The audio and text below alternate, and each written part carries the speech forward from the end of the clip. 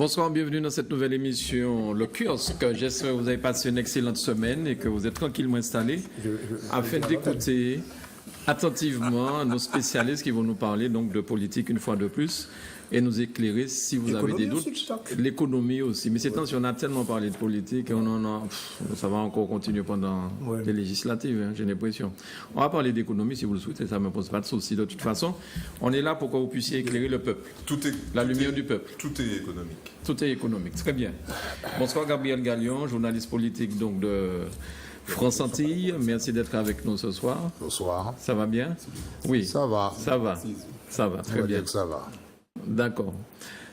Bonsoir Michel Branchy, donc rédacteur en chef de Justice, que je montre à l'antenne. Ouais. Bonsoir Michel, merci d'être avec nous. Bonsoir à toutes et à tous. Je suis très heureux effectivement de venir avec vous de viser de la situation post-élection présidentielle.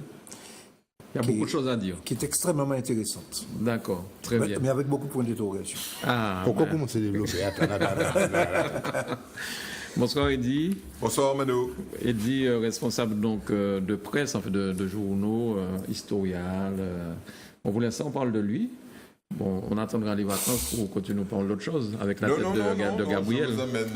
Je vous amène dans une petite semaine le prochain Business News.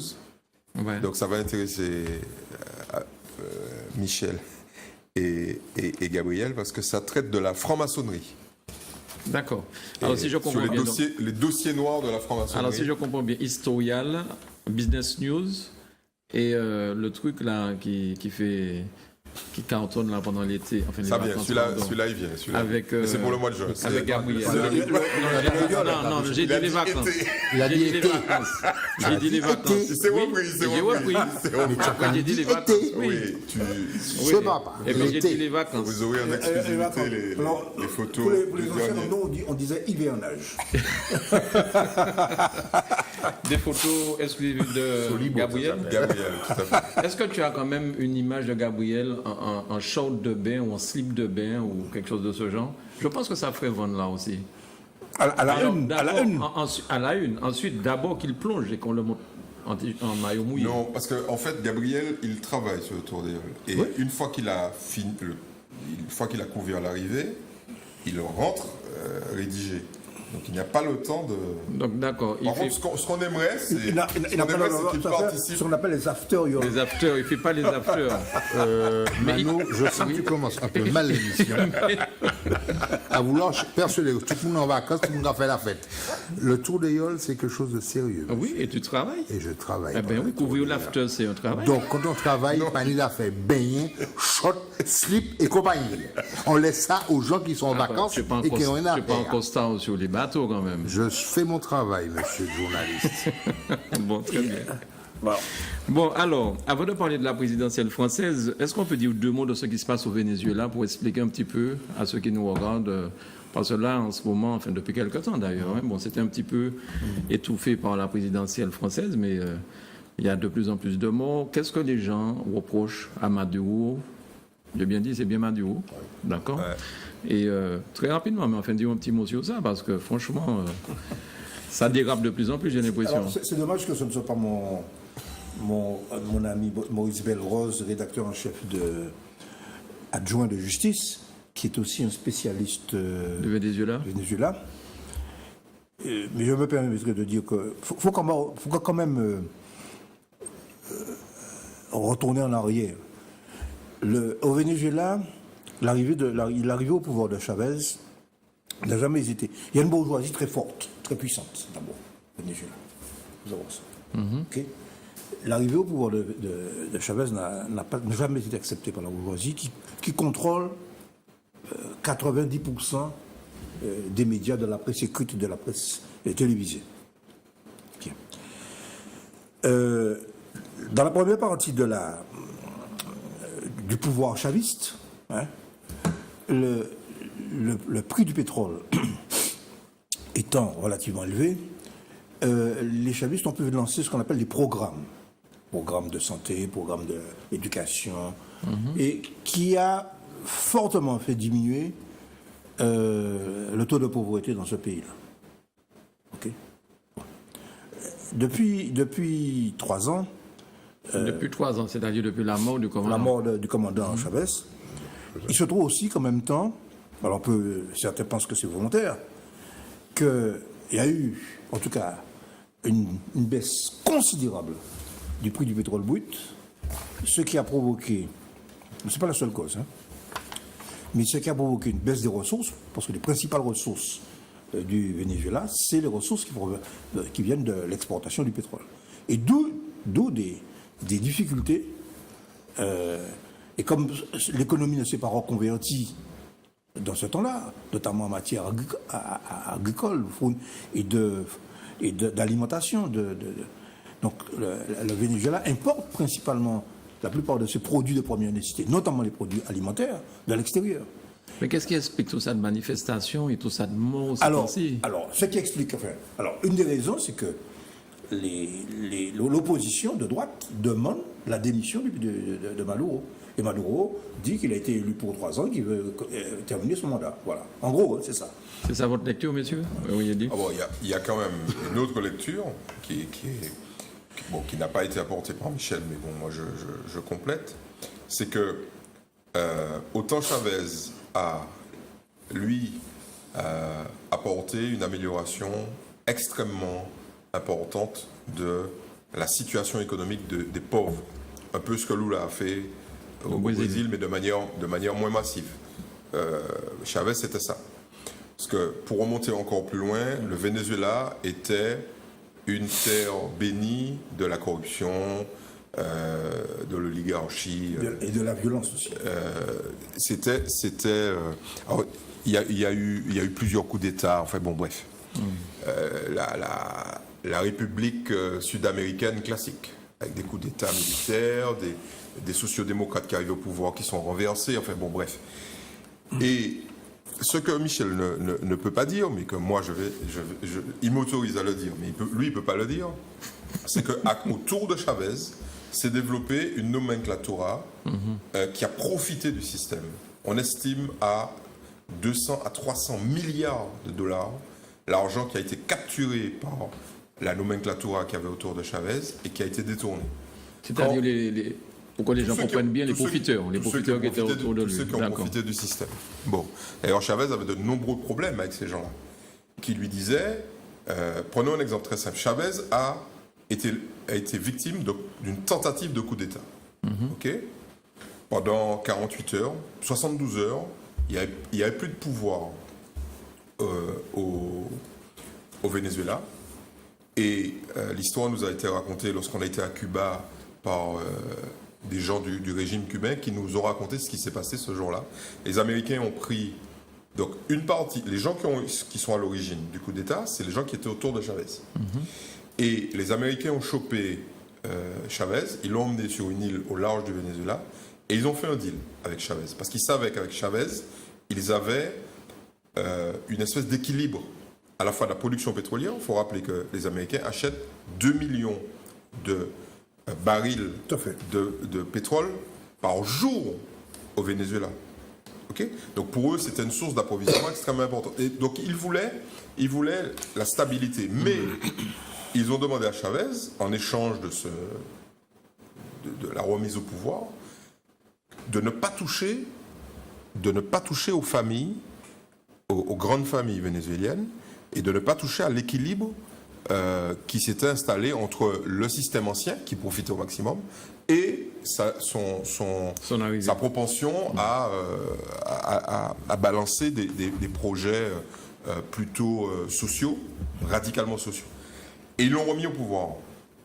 Et les gens qui sont autour de Chavez n'ont jamais renoncé à tirer profit de ça. Or, le problème, c'est que quand tu tires profit de la manne pétrolière, il y a des gens qui n'en profitent plus. Donc, au tout départ, le clash qu'il y a est entre la nomenclatura autour de Chavez et les grandes familles bourgeoises. C'est ça, en fait.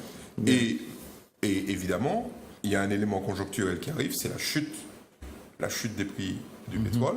Donc, ceux qui tirent profit du pétrole n'en tirent plus profit, tout simplement parce qu'il n'y a plus d'argent dans les caisses. les programmes sociaux sont arrêtés et les gens descendent dans la rue en disant mais attendez les mecs, nous sommes victimes de ce système qui a duré pendant des années, qui était positif tant qu'il y avait de l'argent. Vous pouviez vous servir, ça ne nous regarde pas parce que nous, on en profite aussi, mais là, plus personne n'en profite. Donc, il y a de très fortes chances qu'avec l'arrivée du père Trump, tout ça finisse en coup d'État, parce que Maduro n'est plus capable de faire en sorte que le système puisse bénéficier à tout le monde, y compris à tous ceux qui se sont enrichis. Et c'est assez classique, hein. C'est ce qui est arrivé à Perón en Argentine, c'est ce qui est arrivé avant le coup d'État des années 80 au Brésil, etc. Et tant que tu sers tout le monde, ça va.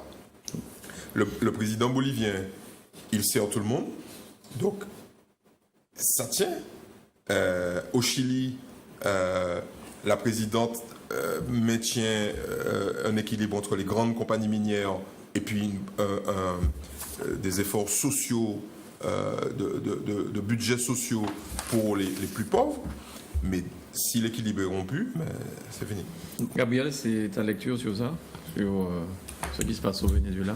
Bon, là, on a fait un petit peu un panégyrique de tout ce qui est instéré de l'histoire.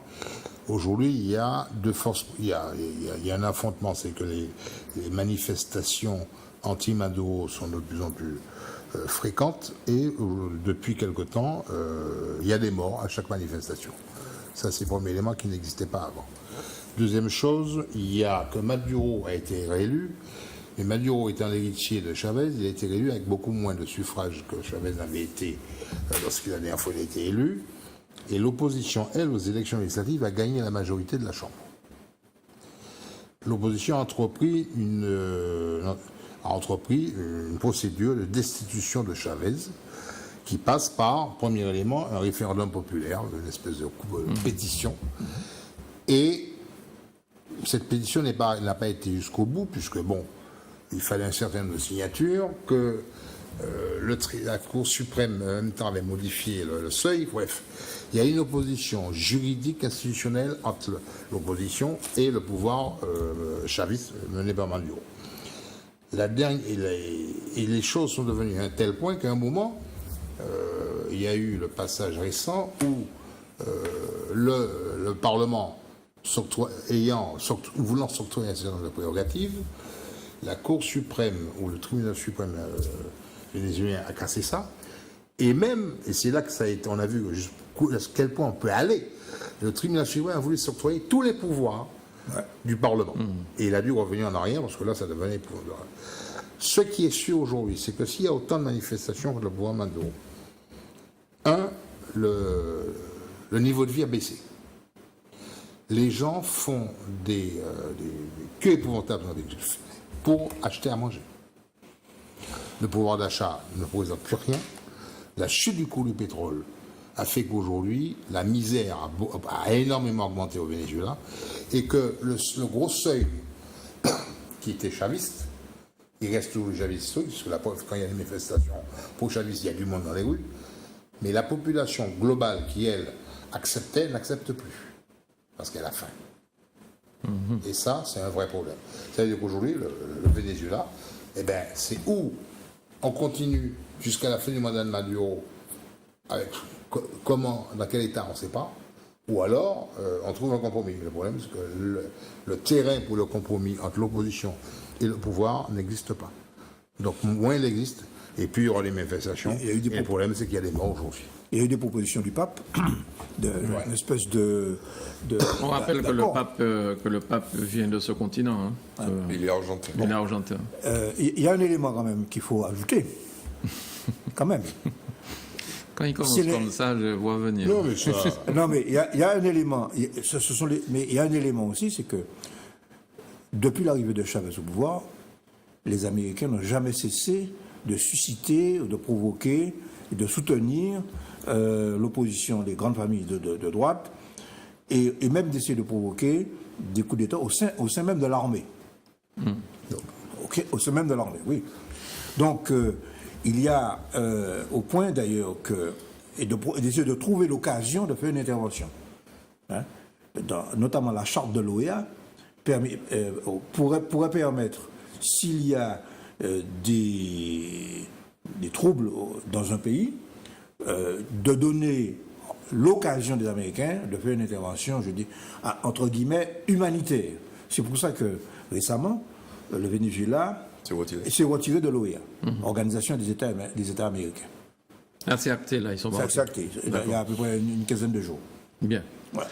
Okay, donc, mais c'est une situation effectivement extrêmement tendue. C'était pour parler un petit peu de ça, pour que les téléspectateurs comprennent bien, avant d'arriver aux élections, parce que une fois qu'on va plonger dans les élections, non, mais sur les résultats, il y a des analyses à faire de ça. Une fois qu'on va rentrer là-dedans, je pense qu'on en aura pour toute l'émission. Donc j'essaie de vous poser quelques petites questions avant. Marion Maréchal Le Pen qui quitte la politique, semble-t-il, pour partir du côté de l'Afrique. Est-ce que vous pensez... Nous n'avons pas de commentaires. Non, mais si, ça vaut un commentaire. Ça vaut pas de commentaires. Non, mais Gabriel, attends. On va faire l'émission là-dessus. On ne fait pas l'émission là-dessus. Mais on peut bien avoir une opinion là-dessus, quand même. Aucune opinion est sortie, c'est son problème. Mais attends, elle a été éliminée, Marine Le Pen. Respire, c'est bon. Non. Au mot, ça nous a tout fait, moi. Mais c'est ça, moi, quand là. Même les gars, j'ai pris non, voilà. Ce que je voulais savoir, à votre avis, est-ce que c'est parce qu'il y a une guerre intestine qui est en train de se développer là et qui fait que qu'elle préfère s'en aller parce qu'elle ne veut pas avoir de problème avec la Tati? Elle va en Afrique, paraît-il, avec son époux. Non, ce n'est qu'une manifestation de la guerre qui est en train de se dérouler. Une guerre larvée qui... Enfin, bon, à mon avis, elle va bientôt éclater. Il y a deux options au Front National. Il y a l'option conservatrice, traditionnelle, et puis il y a la nouvelle option qui est menée essentiellement par Philippot et Marine Le Pen, qui s'est convertie aux doctrines de Philippot. Philippot, lui, il dit « Moi, je suis identitaire et moderne ». De l'autre côté... Ça se voit. Tu vois, pas de... Il dit. Oui, mais bon, lui, il dit ça se voit. Oui. Alors, non. Pas de dérive, pas de dérive. Plus sérieusement, Marine Le Pen et Philippot disent allons oublier cette histoire de Front National et allons se séparer de tous les fondamentaux de l'ADN raciste, xénophobe, etc. Parce que la droite ne remplit plus sa fonction de représenter la partie la plus conservatrice. Ils parlent même de changer le nom. Oui, ils vont changer de nom. Mais le problème, c'est qu'ils ont oublié ce qu'ils ont comme base. Et la base, donc des militants en particulier, mais aussi des électeurs, est profondément ancrée sur un rejet massif de l'étranger, de tout ce qui n'est pas profondément français. Authentiquement français, enfin tout le délire autour de la nationalité française, etc. Donc, c'est deux écoles qui s'affrontent. Il y en a une qui croit avoir tenu sa victoire en montant à 11 millions d'électeurs, et l'autre qui dit 10 millions 6. Bon, et l'autre qui dit c'est un échec, c'est bien la preuve, parce que vous nous aviez dit que vous feriez plus de 40%, vous faites 34%. C'est un échec, et cet échec est dû aux orientations anti-euro, un peu libertaires, etc. Parce que ce qui est intéressant, c'est quand on va dans le détail, quand on s'intéresse à ceux qu'on veut combattre, il faut aller dans les détails. Philippot, autour de lui, a une vingtaine de lieutenants qui sont, tenez-vous bien, c'est ça qui est assez inquiétant, 30% d'ex-chevènementistes. Chevènement, souverainiste à l'époque, etc. Des types qui ont été déçus par le chevènement. Les souverainistes de gauche, disons. Voilà, souverainistes de gauche, qui sont passés directement au Front National. Mais ces types-là combattent la version raciste, puisqu'ils sont de gauche. Disons, Maréchal Le Pen. Oui. Bof. Voilà. Non, mais il faut aller. Non, mais il faut que les gens comprennent ça. Le deuxième truc, alors ça, c'est pas une bonne nouvelle. C'est pas une bonne nouvelle pour Michel. Des mélenchonistes de la première heure qui ont soutenu Mélenchon en 2012 et qui ont dit Mélenchon, tu n'es pas assez extrémiste, donc nous, on va au Front National. Et puis, une troisième partie de lieutenants qui sont des ex-GUD, des ex... Enfin, le GUD, c'est, on va dire, la partie... le noyau dur. Le noyau dur du Front National, extrême droite, fasciste, l'ADN etc. total. Là. Voilà. Donc ces gens-là... Ils ont, pour dire les choses, de vrais fachos. Voilà. Donc ces gens-là ont renoncé à ça parce que Marine Le Pen leur a dit, bon les mecs, tant que vous allez l'ouvrir sur les Juifs, les Noirs, les Arabes, on ne va pas gagner d'élection, donc vous la fermez. Voilà. D'accord. Donc ça c'est Philippot. Et puis de l'autre côté, il y a des gens qui, eux, sont totalement décomplexés, qui disent, eh ben, si on renonce à dire qu'on est d'extrême droite, finalement, on va se noyer et on va perdre notre âme et on va échouer. Voilà, Ils ont échoué. Et ils ont échoué. Et ils ont échoué. Je ne suis pas sûr. Je ne suis pas sûr qu'ils aient échoué. Ils n'ont pas réussi comme certains organismes de prévision le prévoyaient. Mais ils ont quand même, ils sont passés de 5 millions de voix en 2002 à 10 millions de voix, alors près de 11 millions. Et entre les deux tours, ils ont pris 3 millions de voix.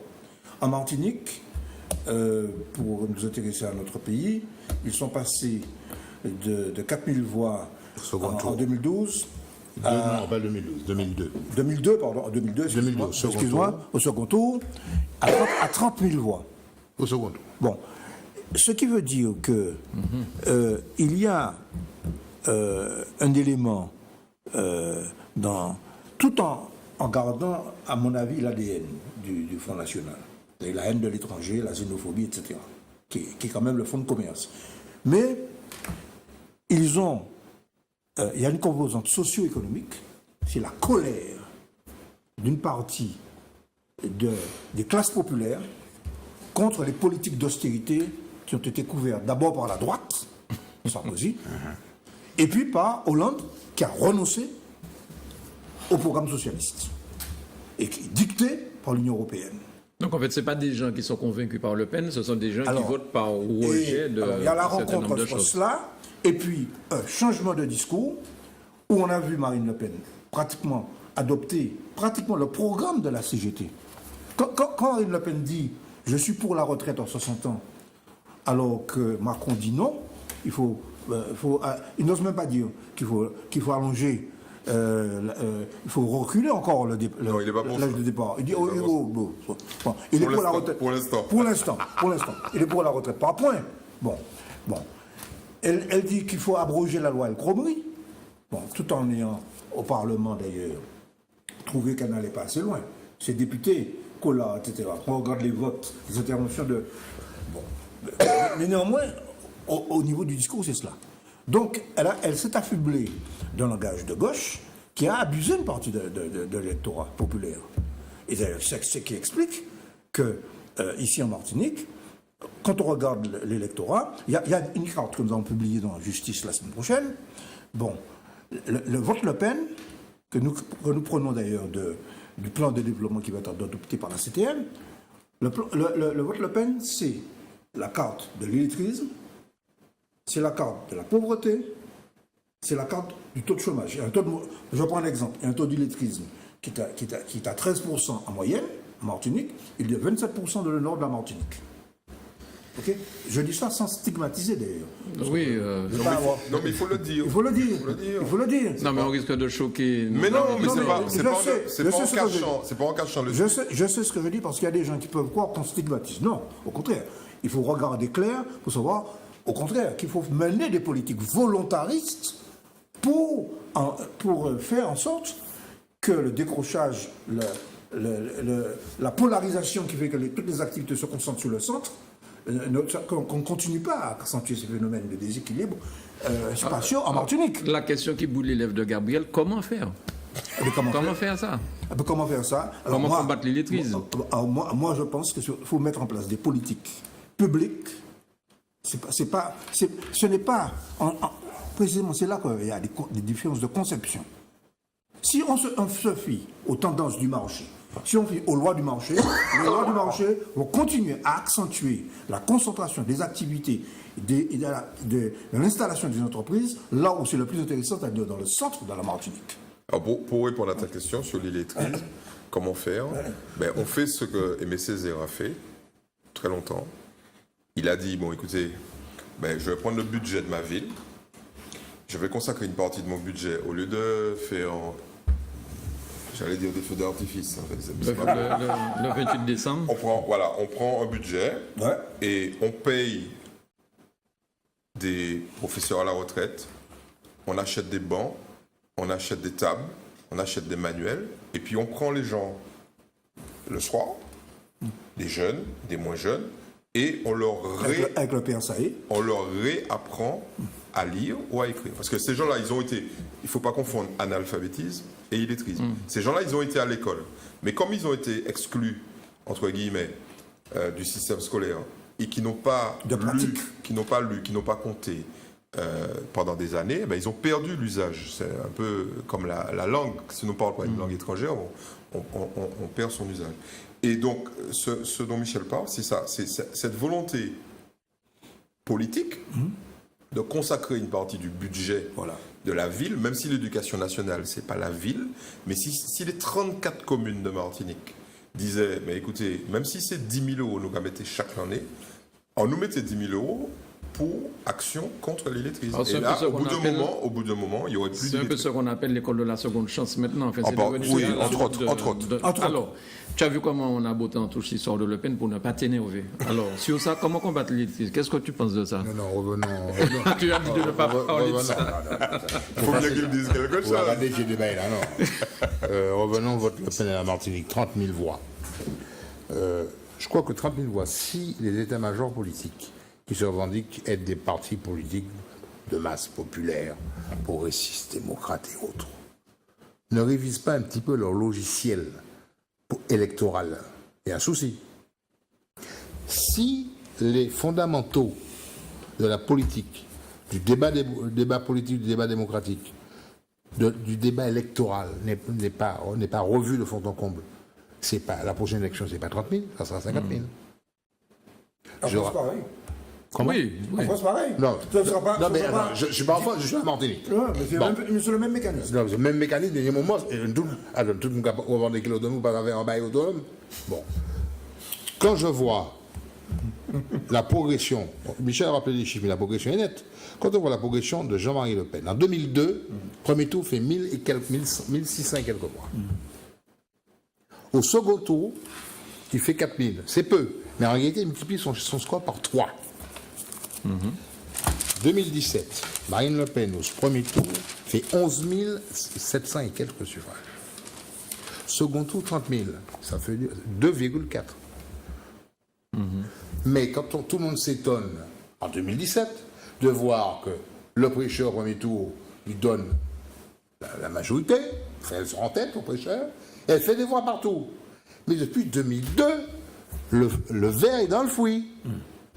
Tout le monde on disait non, 2002, mais non, le vote Front National, c'est le vote des métropolitains qui sont ici. Faux. Tout à fait. Le vote Front National, c'était sous les zones rurales, les zones à faible taux de scolarisation ou de formation. Le vote du chômage. 2012, le vote était encore plus probant. Où elle a fait les meilleurs scores en 2012 sur la Martinique, c'était la plupart des communes rurales. Communes isolées. C'est pas là qu'il n'y vient là. On va arrêter le délire là. Il n'y a pas beaucoup de blancs au Gaumont, c'est vrai. D'accord? Il n'y en a pas beaucoup. Alors arrêtons, parce que jusqu'à présent, j'entends ce discours. Oui, mais c'est un vote. Non! Alors, ce sont des locaux qui votent pour Marine Le Pen. Exactement. Et peut-être que les politiques, comme tu dis, devraient changer de logiciel pour qu'ils puissent parler et intéresser la population à certaines choses. Parce que des fois, les gens ont l'impression qu'ils sont laissés sur le bord de la route. Non, mais ça veut dire quoi, changer de logiciel? Ça veut dire quoi? Non, mais attends. Gabriel dit, oui, non, mais moi, je suis pas... Arrêtons les élus et les logiciels. Celui qui met le bulletin, c'est ce qu'il fait. Je sais pas. Moi, je pars du principe que celui qui vote, il conscient de son vote. D'accord? Alors évidemment, parce qu'on l'a suffisamment rappelé ici, on a rappelé les élections d'Allemagne en 1933. Il ne faut pas qu'on vienne me dire, et ils ne savent pas, on sait ce qu'on fait. Alors, les votants, Le Pen, qu'ils assument leur vote. Et aux autres d'assumer le leur. Et de savoir comment combattre. Eh bien oui, il y a les plans d'illettrisme, il y a toute espèce de choses. Mais il y a aussi, eh bien, il faut remettre les choses à plat. Il ne faut pas hésiter à dire, il y a un moment, on arrête le délire. Oui, alors... Bon. Attends. Alors, Eddy d'abord. Alors, moi, je vais être plus précis. Parce que Gabriel dit il faut changer le logiciel, mais il va pas suffisamment loin. C'est au parti de le faire, Non, mais il y a deux. Non, mais faire, non, mais faire quoi? Il y a deux choses qu'il faut faire, à mon avis. La première chose, effectivement, balayer cette espèce de pseudo-responsabilité au prétexte que le vote ne concerne qu'une partie de la population. C'est bidon. On est d'accord, c'est fini. Bon. La deuxième chose à faire, c'est de dire aux gens, aux Martiniquais, que le parti pour lequel ils votent est un parti qui développe un certain nombre de thèses, on reste dans le théorique, mais qui applique ces thèses. Le Front National a des mairies, Tout à fait. et dans les mairies du Front National, il se passe un certain nombre de choses. Donc, il faut que les gens... Parce que quel est l'argument? Nous, on interroge les gens, on leur dit, mais pourquoi? Ils disent, le truc qui revient le plus souvent, c'est, nous j'ai essayé, nous j'ai essayé, l'autre là, a un peu pas marché. De toute façon, on nous essaie Marine, puisque de toute façon, elle n'a pas irrémédiable. Si ça n'a pas marché, nous qu'elle tiré. Mais comme il n'a pas jamais baillé le pouvoir, il peut-être qu'il a marché. Bon. Alors, nous, qu'est-ce qu'on leur dit? Mais écoutez, c'est pas très compliqué. Allons voir là où on lui a donné le pouvoir. OK? Beaucaire, Fréjus, Beaumont, Béziers, etc. Bon. Drouet dans le temps. Est-ce que, donc moi je dis à un petit garçon ou à un adulte ou à on va dire une personne âgée de Basse-Pointe ou du Lorrain, parce que j'ai vu que le Lorrain ça va exploser aussi. Grand-Rivière, il y a des gens de Grand-Rivière. Attention, Grand-Rivière, c'est la commune du Nord où on a le moins voté pour Marine Le Pen. Non, attendez, je fais digression. Je reçois... Attends. Je reçois régulièrement, chaque semaine, des gens de Grand-Rivière qui me disent dites bonjour pour moi, Eddy. Ah, d'accord. Il est de Grand-Rivière et il faut que l'équipe puisse manger des écourvisses là. On peut donner les chiffres quand même. Oui. Je te dis ça en passant. Grand-Rivière, il y a 49 personnes qui votaient Le Pen. Et au second tour, là. Au second tour, Pour combien d'inscrits? Pour 793 inscrits. Donc, c'est l'exception qui confirme la règle. Non, mais il faut aller plus loin. Je dis à ces gens-là, 14%. est-ce que vous imaginez que le maire de Basse-Pointe ou du Prêcheur ou du Lorrain soit Front National? Eh bien, on a un maire Front National, apparenté Front National, très proche du Front National, à Béziers, qui a dit la chose suivante. Il y a trop d'enfants, il y a trop d'enfants musulmans dans les écoles primaires. C'est qu'aussi, Yoteka dit Basse-Pointe, il y a trop d'enfants catholiques dans les écoles. Parce que M. Ménard ne dit pas il y a des enfants noirs ou violets, il dit musulmans. Il parle d'une religion. Des Français. Non, il parle d'une religion. Il dit ni trop de monde qui de religion musulmane à dans l'école là. Donc c'est aussi Monteka dit ni trop catholiques à dans l'école. Est-ce que les pas adventistes ou trop adventistes ou trop coulis. Est-ce que les catholiques de Basse-Pointe accepteraient qu'un maire dise qu'il y a trop de catholiques dans les écoles? Je prends juste cet exemple-là. Ménard dit la chose suivante. Désormais, à partir d'aujourd'hui, vous n'avez pas le droit de faire sécher votre linge sur votre balcon. Et il cible principalement, comme par hasard, Ben oui, ceux qui ont cette tradition. les gens qui ont les traditions. Ben oui, les gens originaires de l'Afrique du Nord. Nous, notre tradition est aussi de faire sécher nos linges sur nos balcons. Donc, comme Bouga savent que c'est arabe qui a fait ça, et puis Nègre, il dit, ça interdit. OK? Considérez, Montpellier n'a pas jamais fait ça. Bon, alors, nous étudiants, c'est ça nous qu'à faire, puisque nous pas pour nous, donc nous qu'à faire. Voilà la réalité. Donc il faut expliquer ça aux gens. Mais c'est ce qu'on fait. Là. Mais non, alors, je vais plus loin et je finis. C'est ça que Gabriel dit. Mais il ne va pas assez loin. Il faut dire aux partis politiques martiniquais de dire ce que c'est que Le Pen.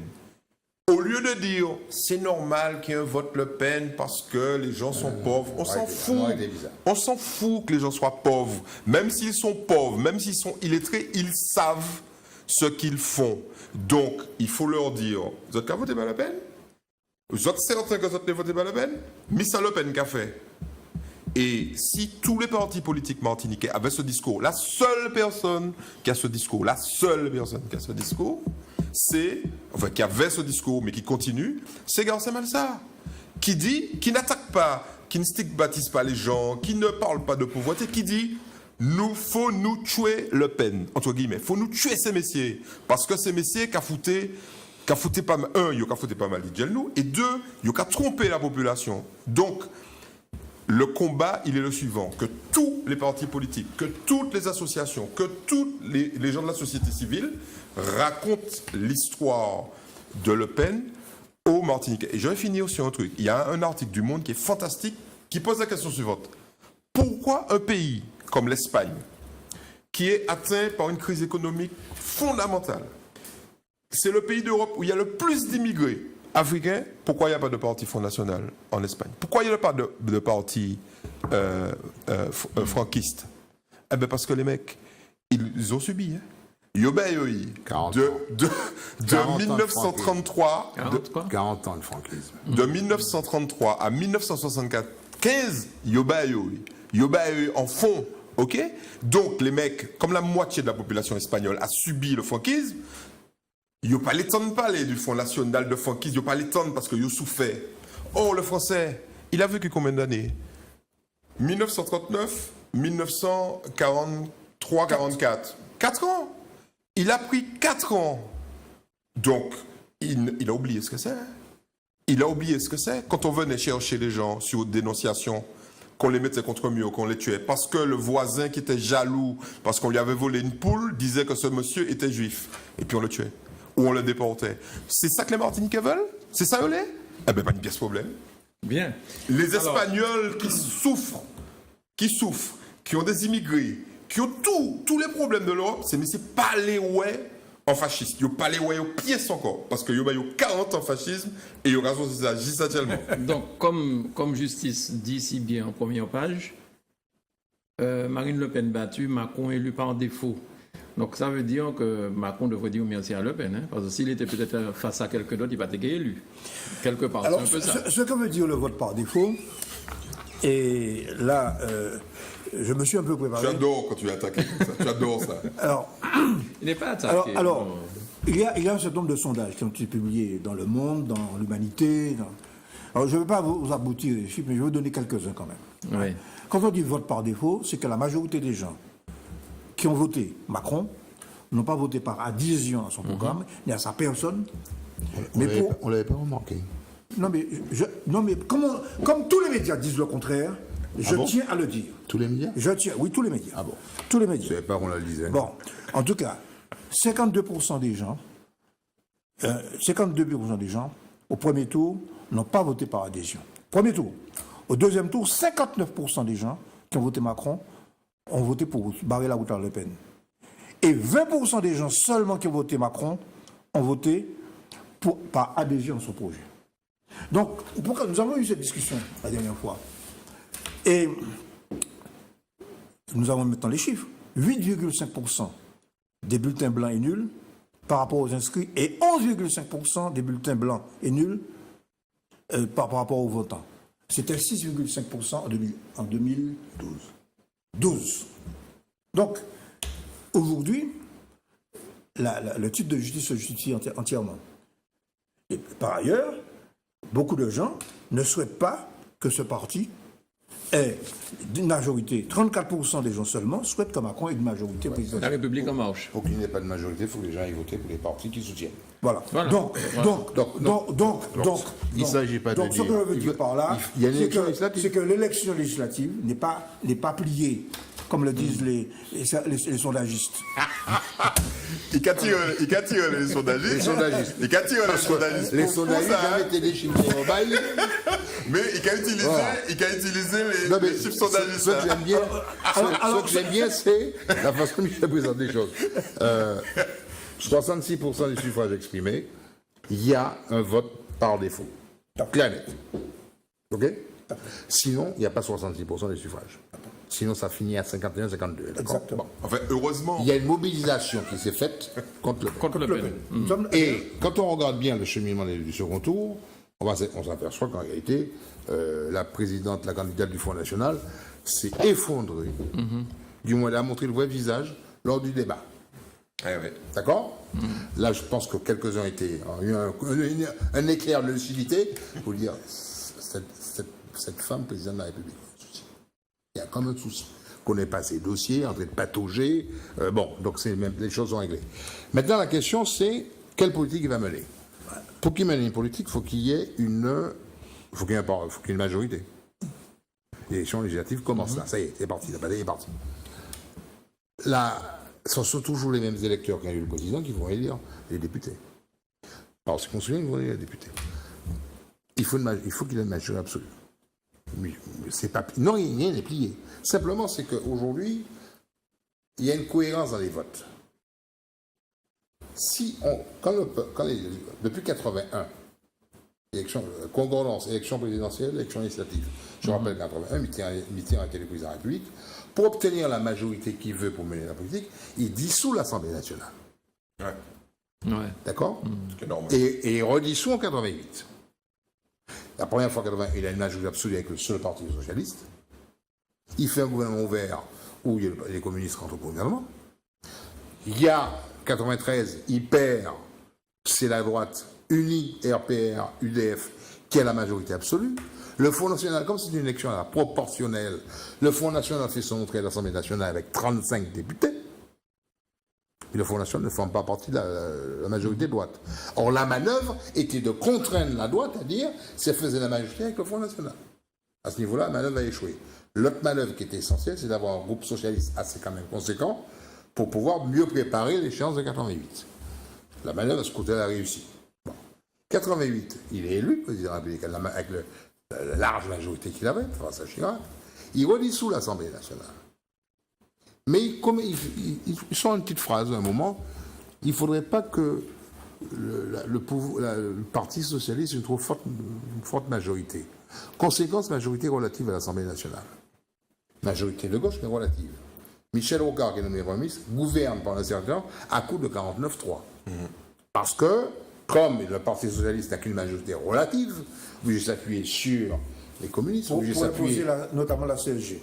Obligé de s'appuyer sur les communistes, s'appuyer sur les écologistes et compagnie, et des fois ça passe très juste.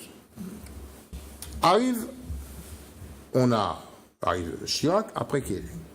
Chirac, entre-temps, il y a eu les élections de 93, où la droite a une majorité absolue large, puisque le groupe socialiste à l'Assemblée nationale en 93 ne pèse que 57 députés.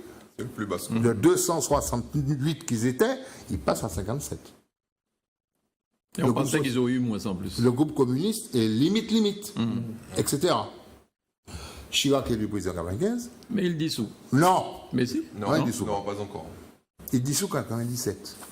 Oui. Parce qu'il estime que cette majorité de droite, c'est pas ça qui lui permet de travailler, il faut autre chose.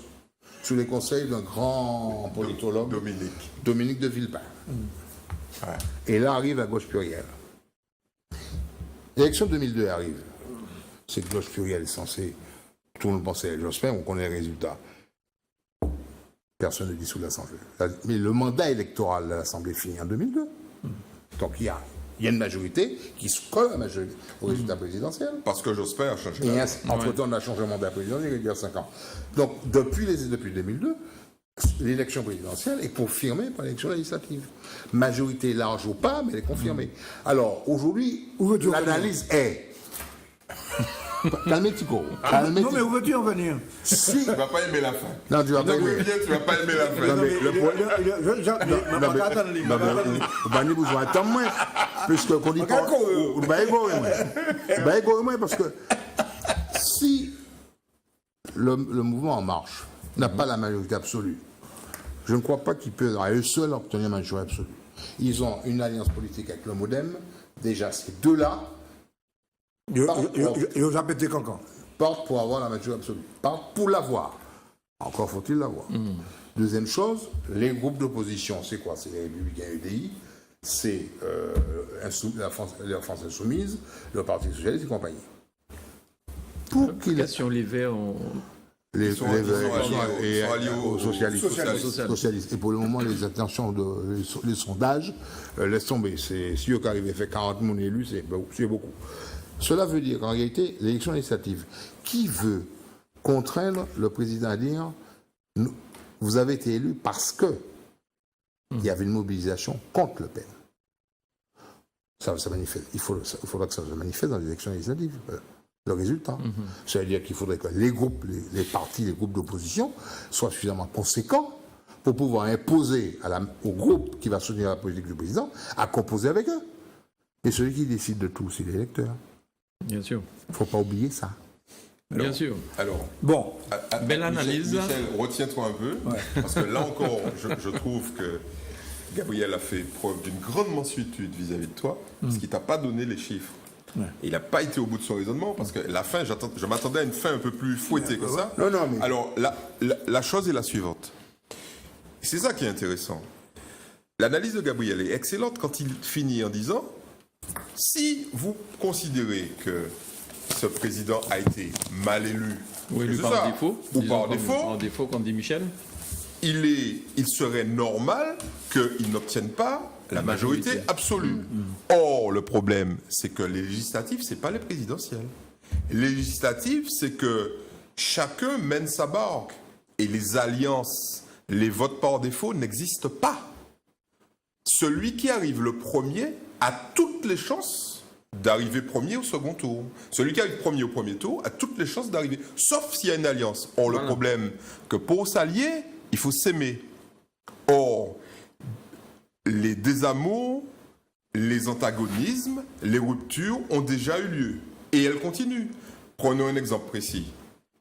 La France insoumise, si elle voulait gagner, elle doit d'abord s'allier, puisqu'elle ne pèse que... Avec qui? Elle ne pèse que entre 14 et 20%.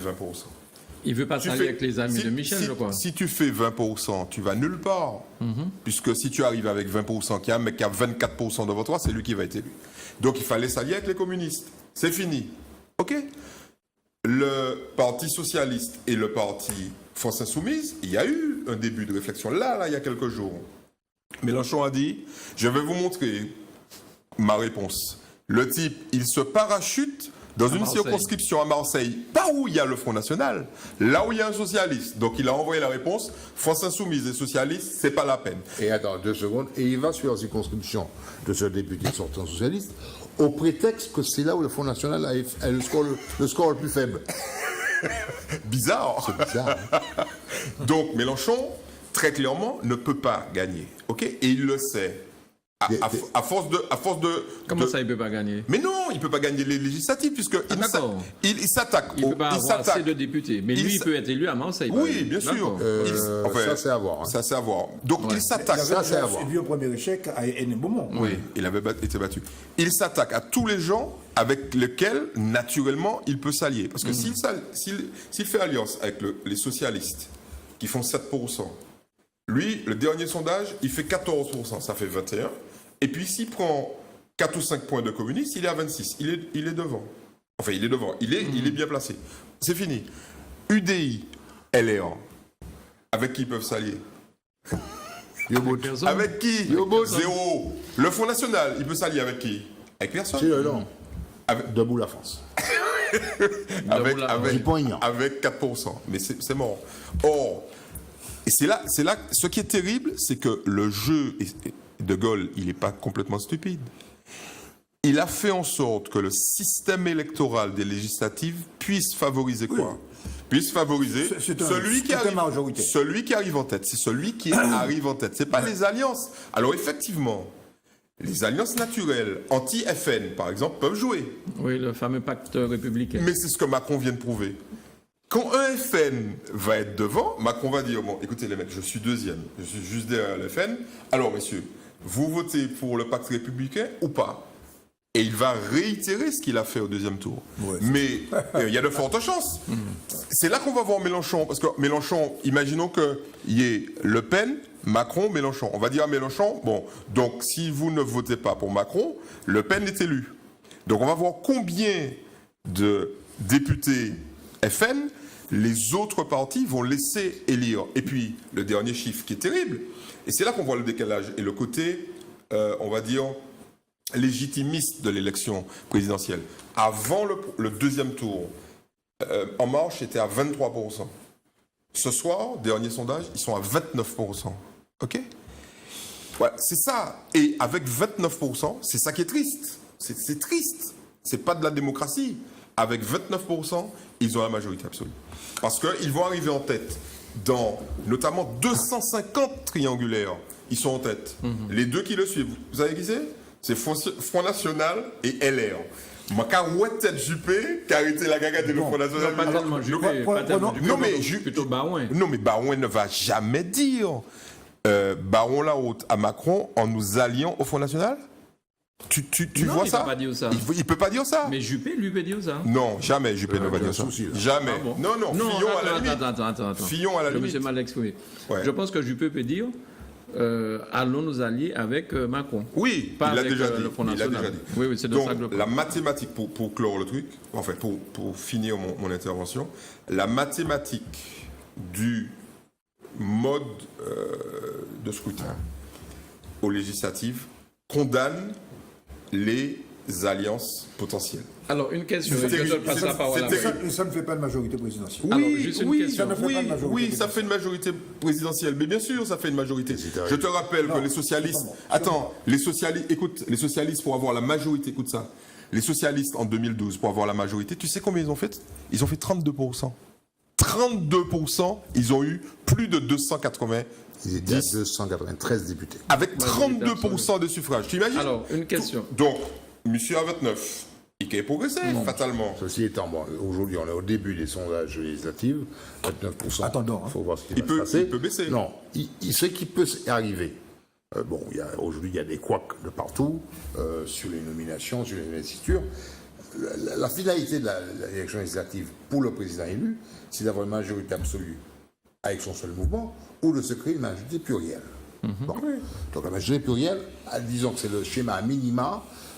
Si les forces d'opposition arrivent quand même à se faire élire à l'Assemblée et avoir des groupes au-delà de 15, parce que nous, 15 députés, ça ne pèse pas. Mais quand tu as 25, sur beaucoup de petits groupes de 25 par rapport à un gros bloc, ça commence à être quelque chose de conséquent. Si il y a ça, il peut avoir une majorité plurielle, qui à mon avis c'est beaucoup plus conforme à l'esprit d'élection par défaut que par un mouvement la République en marche qui n'y a à peine 3 jours, et puis en juin à Issy il y a 249 députés. Et si ça fait? Bon, ça peut se faire. Ouais. Mais je crois qu'aujourd'hui, en réalité, comme j'ai dit, l'électeur, c'est lui qui a le bulletin, c'est lui qui décide, mais il décide par circonscription.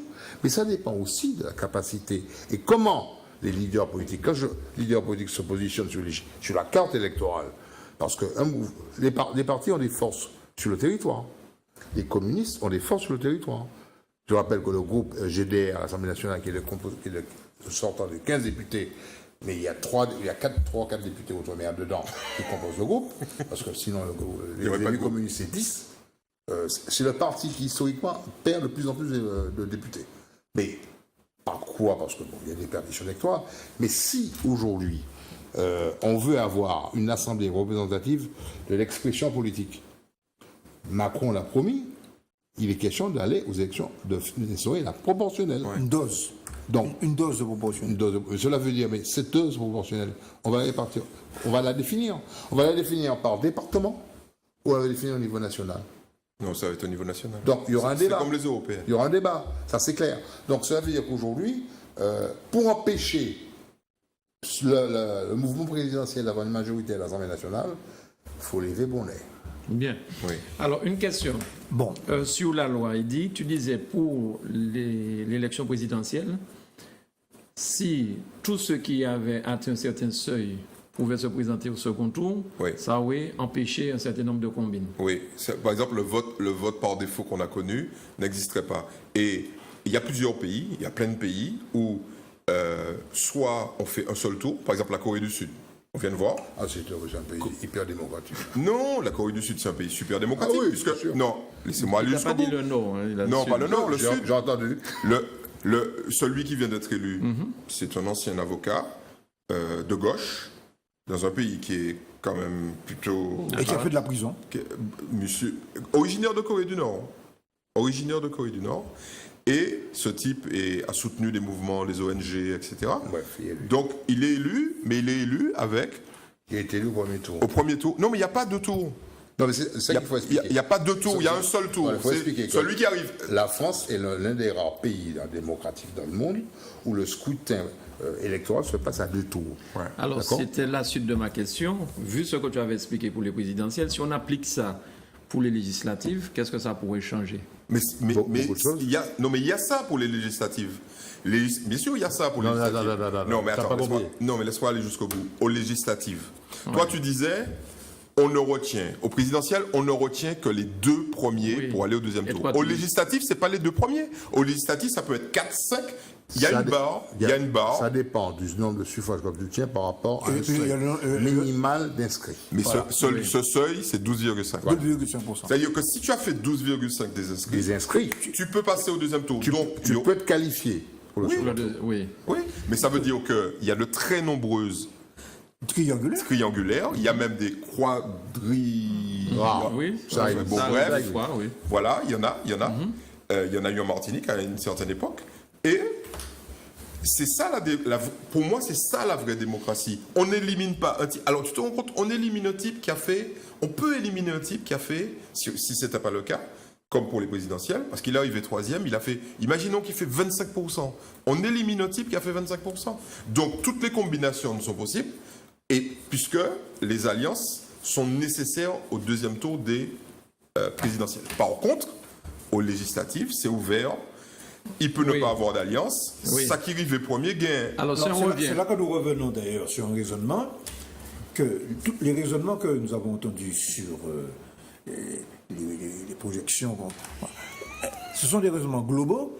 Il ne faut pas oublier que l'élection législative, c'est que chaque circonscription, c'est un rapport de force bien précis. Et que par conséquent, l'implantation, on a parlé tout à l'heure, l'implantation des partis politiques qui seraient dépassés, etc., c'est là qu'elle joue. Et qu'un parti comme la République En Marche, qui n'est pas encore constitué, il ne suffit pas, il n'y aura pas 577 petits Macron dans toutes les circonscriptions. C'est pas vrai, ça. Donc c'est un raisonnement, l'écueil de ce raisonnement, c'est qu'on veut reproduire dans 567 circonscriptions le raisonnement qui était valable pour l'élection. Pour l'élection Non, présidentielle. Non, Michel, ce n'est pas le cas. Non, il faut s'élever. Il faut s'élever en faux contre ça. Ce n'est pas vrai. Ce que les sondages Il y a une disent, alliance avec le modem. ce que les sondages disent, les sondages ne disent pas au niveau national, il fait 32 ou 29, c'est pas vrai. Le sondage te dit la chose suivante, il prend les éléments par département, à l'intérieur des départements, par circonscription, et il compte le nombre de circonscriptions où il arrive en tête. C'est ça qu'ils font. Et ils traduisent ça en travaillant sur les alliances possibles. Prenons un exemple. En Marche, premier. Insoumise en deuxième. Front National en troisième. Les alliances possibles, c'est quoi? Il n'y en a pas. OK? On multiplie ce genre d'analyse pour dire, ben voilà, des fourchettes. C'est pour ça qu'ils donnent des fourchettes. Aujourd'hui, quand tu fais au niveau national, quand tu atteins 30%, 35%, tu peux être quasiment sûr que tu arrives en tête dans quasiment toutes les circonscriptions. Ça ne veut pas dire que tu vas les gagner, mais tu arrives en tête dans quasiment toutes les circonscriptions et tu n'as besoin de gagner que la moitié. Or, la probabilité que celui qui fait plus de 30% au niveau national a de gagner les élections législatives est extrêmement forte et a été démontrée dans toutes les élections.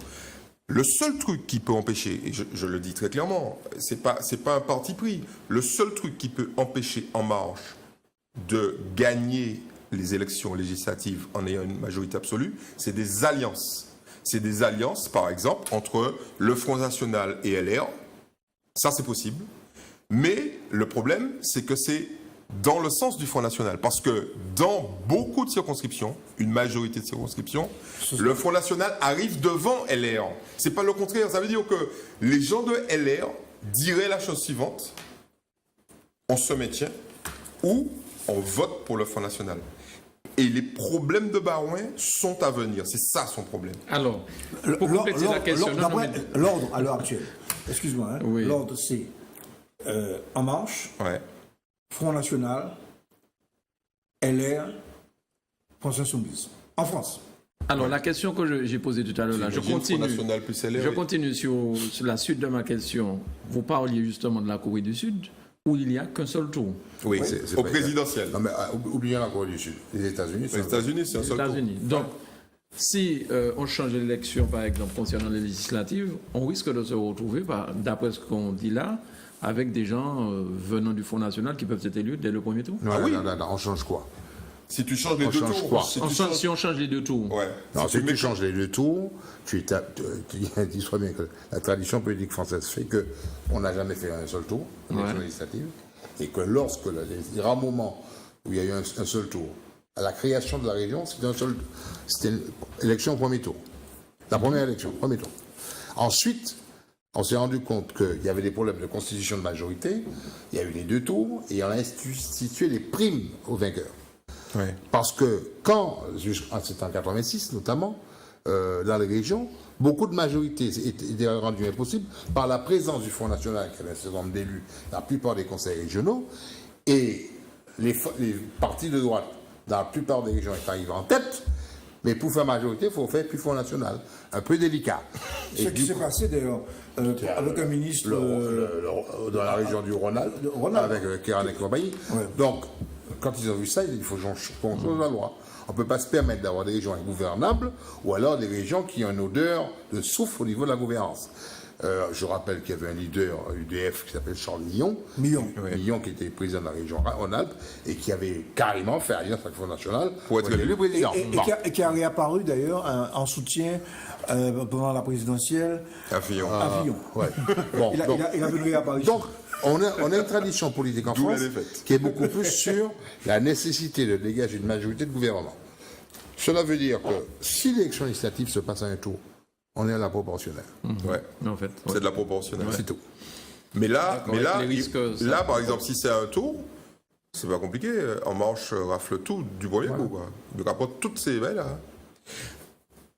Ça va bon, pas, ça va pas faire C'est plaisir. pas pour tout de suite. Oui. Alors, ça va oui, pas faire oui, plaisir à Michel, mais il le sait, mais pas qu'à lui, à tous ceux qui, comme moi, sont favorables à l'alternance, à la diversité. Il y a de très fortes chances que dans ces élections-là, le Parti communiste n'ait aucun élu. Aucun. OK. Et que le Parti socialiste se ramasse entre 28 et 40 députés. C'est ça que ça veut dire. Hein. Alors, Ok. question. Oui, oui, oui, Non, je suis non, mais d'accord ça sur n'a pas l'air Non, non, non. de t'inquiéter. Hein. Si, mais, non, mais j'ai très bien compris. Non, non. Le score du Parti socialiste est logique par rapport au score présidentiel. Ben oui, ben D'accord oui. Donc, Bon. mais tout le monde, ils ont été pris entre Marine Le Pen et Mélenchon, donc ils existent. Non, plus, non, là, mais hein. les deux extrêmes. Non, là, mais ce que ça veut je crois, dire, je crois. ce que ça veut dire, c'est que les fameux contre-pouvoirs, parce que Ah ben oui, oui. il y a un élément qui est très important. Le passage d'une économie politique financée par tout et n'importe quoi, ok, on va dire ça comme ça, hein, sous la table, à un financement public rend les partis extrêmement fragiles. Un parti socialiste à 28 ou 30 ou 40 députés et un parti communiste sans députés, c'est des partis qui financièrement sont morts. Ben oui. Ok. Donc pour la vie politique française, Il y a un souci. il y a un vrai souci. Hein. C'est pour ça que quand Balélis essaie de jouer au. Comment on dit ça là il essaie de garder un certain nombre Ouais. de députés. Ouais. Mais Alors- c'est fini, c'est mort. On peut Alors, considérer que son parti, là, il est mort. Alors justement, puisqu'on parle de Cambadélis et compagnie. Manuel Valls. Alors oui, Non. non, mais je veux parler effectivement de l'affaire Manuel Valls par rapport à En Marche. Pané, bah, est local. Oui, on va entendre qu'il est. Ah ben, oui, local, hein. Non, mais revient sur le attends, mais local. c'est une fois par an. Une fois tous les 5 ans. Oui. Justement, il est local. Non, mais Il est local. attendez, On a- attendez. on a- Est-ce que vous estimez comment vous trouvez en fait le comportement d'En Marche par rapport à Valls? Est-ce qu'il est logique ou bien c'est logique? Enfin, il me semble que c'est Valls qui a commis, à mon avis, une grossière erreur. Voici un parti qui dit je veux faire du renouvellement, du renouveau, je ne vais pas prendre des chevaux de retour. Hein? Et Valls, qui était quand même une figure de premier plan du Parti socialiste, qui est le symbole même de l'ancienne gouvernance, se propulse pour dire je veux être dans la majorité présidentielle. Il n'a même pas dit je veux, il a dit je serai, il a affirmé. Bon, ça prouve simplement une chose, me semble-t-il, c'est que quand on a commencé à trahir, on perd le sens de la mesure. Il a commencé, voici un leader socialiste qui n'a eu que 5,6% lors de la primaire de 2012, qui n'a existé que parce que Hollande l'a mis ministre de l'Intérieur. Ça lui a donné de la visibilité. Alors, il a fait du Sarkozy à puissance 10 en tant que ministre de l'Intérieur. Puis, il a été nommé Premier ministre. Premier ministre, il a gouverné 49.3 loi Macron, 49.3 loi El Khomri. Il démissionne. Il pousse Hollande à ne pas se présenter. Première trahison. Il démissionne pour se présenter à la primaire socialiste. Pas suffisamment tôt. Pas suffisamment tôt. À mon avis, non, dans les temps. Il sous-estime le fait qu'il y a encore en France des gens qui croient en la gauche, malheureusement. Parce que c'est ça là. Il ne tire pas la leçon. Malheureusement pour lui. Malheureusement. Il y a quand même dans l'électorat, parmi les socialistes, des gens qui sont vraiment de gauche. Et il se fait battre par Hamon. Voilà. Par Hamon, oui. Bon. Et oui, il se fait battre par Hamon. Oui. Non, c'est fini. Bon. Ouais. Et voilà qu'il bon, en fait, il fait exactement ce qui dégoûte les gens de la politique. C'est qu'il cache, comment dire, il cache chantote. Voilà. Et en fait, il n'arrive pas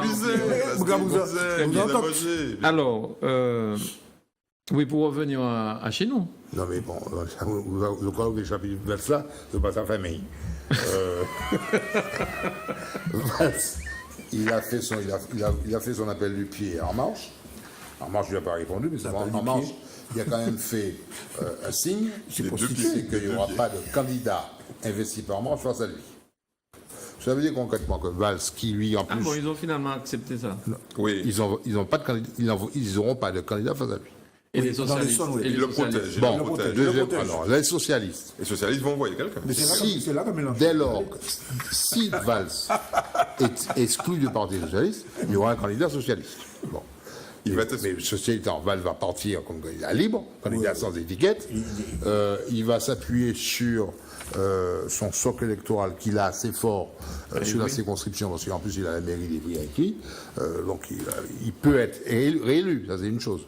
Pour qu'il soit battu, cela voulait dire qu'en réalité c'est par l'étiquette socialiste seulement qu'il a été maire d'Ivry et réélu à large à plus de 60% des suffrages chaque fois. Mais en réalité, ça veut dire que il y a une recomposition complète du paysage politique. Ici, on voit des volte-face pour faire la transition. Ah, et comment? Elle est volte-face. Ah oui. Allons-y. Alors, vas-y. Juste aujourd'hui, nous sommes vendredi, le mouvement En Marche a investi deux candidats à Martinique. 2.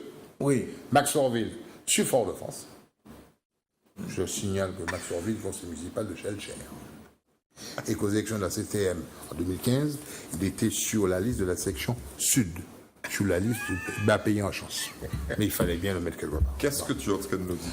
Bon. Et deuxième investiture. Nous sommes en train de voir concrètement ce que je suis en train de dire tout à l'heure, que c'est bien joli les constructions en général, mais que chaque circonscription a sa logique. Et deuxième investiture, Chantal Mignon, sur celle du centre. Chantal Mignon est... Pour qu'on soit bien clair, ce qu'on appelait avant le centre atlantique. Oui, ni en celle circonscription non, centre. Non, mais avant, on disait non, mais centre nous avons n'importe qui ça, puisque Fort-de-France... tout le monde comprend. Non, mais alors, on va remettre les choses en ordre. Circonscription numéro 1, c'est celle du centre. Lamantin, François, Robert, Trinité, Gaumont, d'accord Bon. Circonscription numéro 2, Nord. Depuis Sainte-Marie jusqu'à Felcher. Nous sommes d'accord? Sauf Saint-Joseph. Parce que Saint-Joseph est dans le centre. Non. Non, non, c'est le Nord. hein. Ah non, Non. C'est le non, Nord. pardon. C'est dans le Nord. Bizarrement, mais ils sont dans le Oui, Nord. parce qu'en fait, pour qu'une- C'est une question de il y a nombre une d'habitants. notion géographique. Troisième circonscription, Fort-de-France. Seul. Tout seul. Voilà. Tout seul. Et quatrième circonscription, le Sud. Ça, Chantal Meillan est investie Ça, par c'est une- En Marche. Comment elle a fait, au fait? Elle a demandé. Elle a fait la campagne de Macron. Elle a fait ça. Elle a soutenu Macron très tôt. hein. Comment elle, Mais la elle question- est progressiste de droite, elle. Oui, mais il faut savoir, Chantal Meillan a été investie par En Marche parce qu'elle se présente comme candidate de Marche, ou a-t-elle été investie sur le panel du Modem? Ouais. Max Orville n'a pas fait une demande au nom d'En Marche. Max Orville est président du Modem. Alors, voici- Donc voici- c'est le candidat Modem investi par En Alors, Marche. voici un cas où on voit bien la distance entre le discours et la réalité. On nous dit que le mouvement Marche, c'est un mouvement nouveau, avec la société civile, des gens qui n'ont jamais fait de politique, et on voit une femme politique qui est passée du secrétariat général de l'UMP, qui a été sarkozyste, puis PPM. PRM, parti régionaliste martiniquais, EPNM ensuite, et qui revient à En Marche. Non, mais tu n'as pas été Donc jusqu'au il ne bout. revient pas. Qui va En Marche? Tu n'as pas été jusqu'au bout. PPM aussi. Pour la Non, non, c'était- non, non, non, non, Pour la non, c'était- non, non, non, EPNM, EPNM. Pour la- Ah oui, EPNM. Oui, EPNM. EPNM. Arrêtons cette confusion EPNM. systématique. Non. EPNM, PPM. Oui, D'accord EPNM, d'accord. Bon. Elle a été sur la liste EPMM menée par Salet Chimie, en tant que président du Parti régionaliste martiniquais. Elle avait été élue au Conseil régional en Avec la 2010 droite. sur la liste pour la Martinique menée par Miguel Aventure. Et elle D'accord est passée de l'autre côté après. C'est tout. Voilà, Bon. ok, d'accord. Donc ça, Et- c'est le renouveau de la politique, ça. Et deuxième chose, sur les critères. Non mais bon, Oui, oui, Non, mais- vas-y, non, mais- attends, juste attends, un élément, Attends. juste un élément objectif. Les critères d'En Marche pour investir les candidats, il ne faudrait pas qu'ils aient déjà plus de 2 ou 3 mandats. Un seul mandat est payé. Orville, un mandat municipal. Voilà. Bon, ceci étant. Alors, la question que je me pose quand même, finalement. Mais bon, bonsoir les bonnes questions. Alors, Alors, je vais essayer, Gabriel. Avec toi, c'est difficile. C'est difficile. Quand tu veux le faire, tu le fais. C'est difficile. Alors, ceux qui ont soutenu Macron, disais-tu, Oui. et qui, dès le soir du second tour et de la victoire, ont créé un parti, Oui. ils sont où là dans le truc? Ils ont un candidat. Ils n'ont pas candidat? Non. Oh oh. Mais Non, lorsque Chaumet, ils l'ont mais non, dit mais en télé. attends. En télé, ils ont dit on n'ira pas. Mais lorsque Chaumet était PPM, il voulait être candidat. Maintenant qu'il est avec Macron, pourquoi Il a chômé été clé, il est candidat. Ah bon, d'accord. Bon, il aurait des problèmes à être candidat, puisque Non, mais il a un candidat. Il est encore En Marche, Ils sont- sur la même circonscription qui est Pamphile. Lequel Pamphile. Investi. Sur le Nord. Il est investi. Pour l'instant, non, mais ça Il va. est- Non, mais ça Il va a venir. investi. Mais il est comme- Il a demandé. Il a demandé, il n'est pas investi. Non, ne dis pas ça. Il n'est aujourd'hui, il n'est pas Il investi. n'est pas investi En tout pour cas. l'instant et il sera probablement Le investi. cas de Pamphile Ah bon est intéressant. bon. Il est pas investi sûr. au PNM et il demande d'être investi En Marche. Ça, c'est vraiment... c'est presque la Sainte Trinité, ça. Venant de communistes, c'est vraiment exceptionnel. Non, mais ce que je veux montrer, c'est que nous sommes dans une espèce de migan politique, là. Non, nous ne sommes pas Et- dans un. Non, et on- Michel, et alors- on n'est pas dans un migrant. Nous avons toujours été dans un. Non, mais ce que je veux montrer surtout, c'est que, en plus de toutes les aberrations qu'il peut y avoir en France, comme nous sommes des assimilés et comme nous avons le sentiment de. Nous aimons imiter. On est plus qu'assimilés. nous importons. 30 000 suffrages Le Pen. Nous pas importons en l'assimilation Martinique le nouvel objet volant non identifié qui s'appelle En Marche. Alors, question. Et assimilation, les tribus à Le Pen aussi, pas moins. Ouais. Alors, question. Les candidats qui ont été investis par La République En Marche, là, vous pensez que ils ont des chances de réussir hein? Tu as oublié tout ce qu'on vient de dire sur la force et l'implantation locale. Oui, pour profiter, mais ce sont des locaux. Tiens. On y revient là. Mais attendez les gars, d'accord, c'est pas des gens qui viennent de Paris comme Mélenchon qu'on a parachuté ici. Hein. Et il me semble qu'on a Orville et déjà Mélian. débattu ici. Est-ce que vouloir surfer sur une vague présidentielle, est-ce que il y a eu des démonstrations positives à la Martinique depuis que ça existe? Qui est-ce qui a Ah, moi, surfé? c'est l'exemple. Mais j'essaie de voir qui est-ce qui a Annie. pu surfer. Pani. Bani. Bien, Non, il y a des particularismes. d'accord. Non, mais il y a des réalités sociologiques qui font que il y a des rapports je disais tout à l'heure, il y a des rapports de force qui tiennent à l'implantation des candidats personnels, leur personnalité dans les circonscriptions. Donc c'est pas parce qu'un type vient avec une étiquette Macron qu'il va être élu. Non, sur ça, ici, il n'y a aucune chance.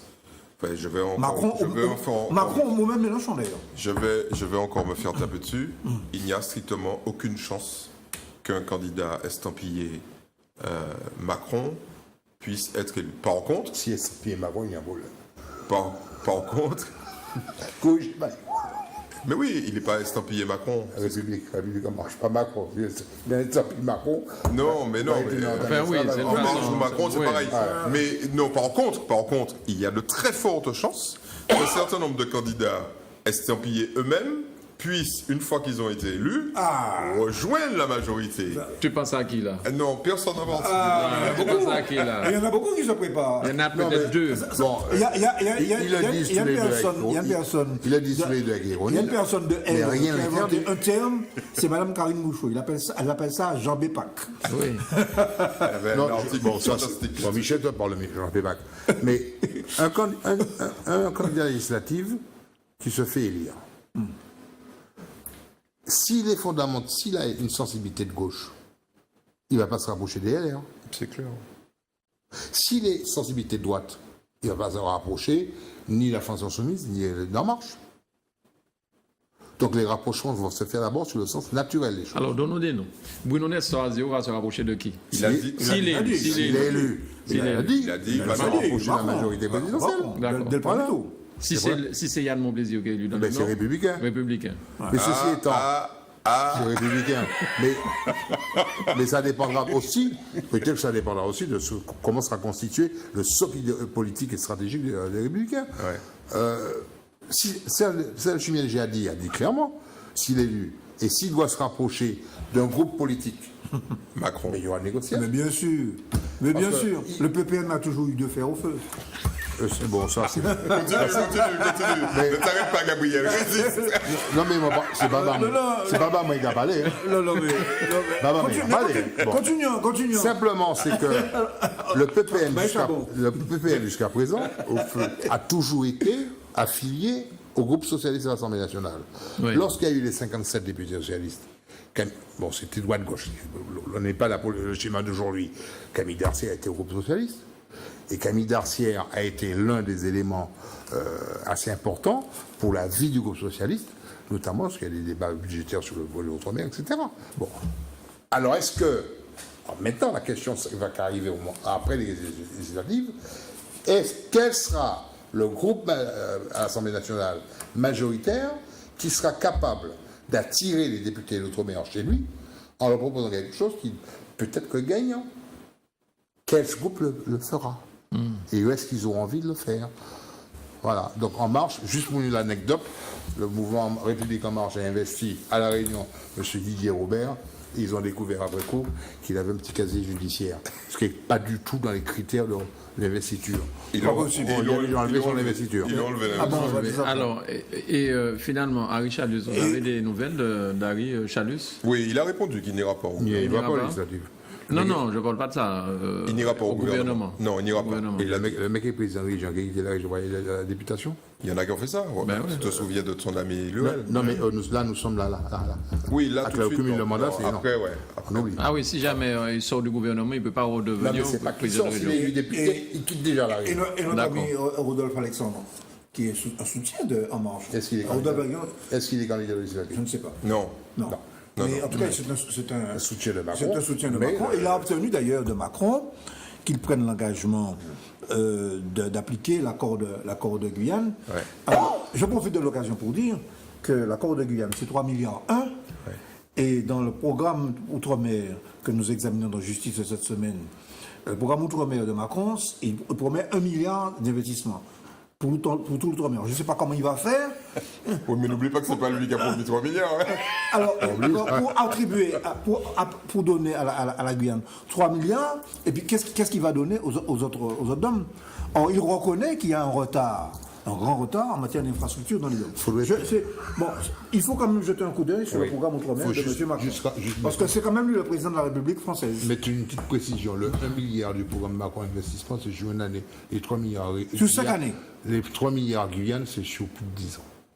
D'accord. Bien, ben dis donc, je crois qu'on a fait un large tour de la politique. Bon, il y a encore d'autres choses à dire, mais bon, ce programme est examiné et décortiqué dans Justice cette semaine. Oui.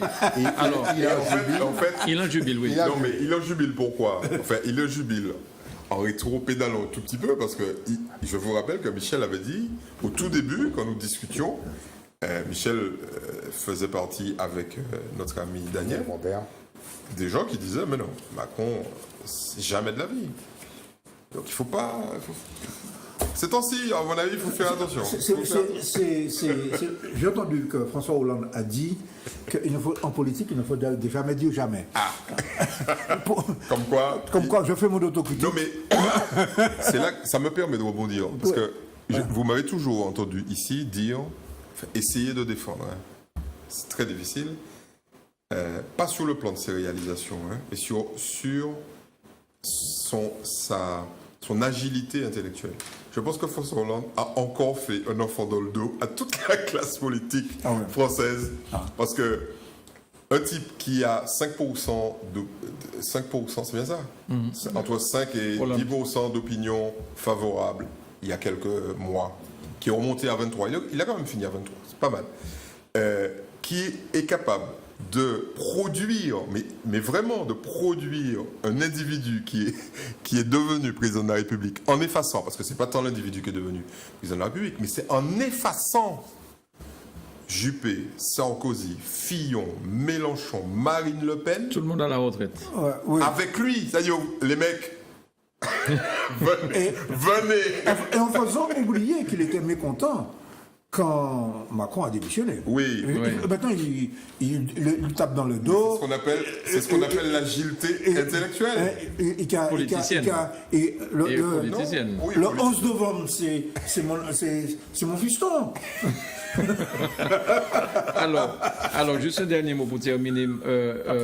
Macron et l'Europe. Parce que j'ai pu comprendre là que l'Europe est en train de lui sonner un peu. Pas sonner, bon. De le recadrer légèrement, non? Mais Juncker n'a pas manqué 24 heures après l'élection.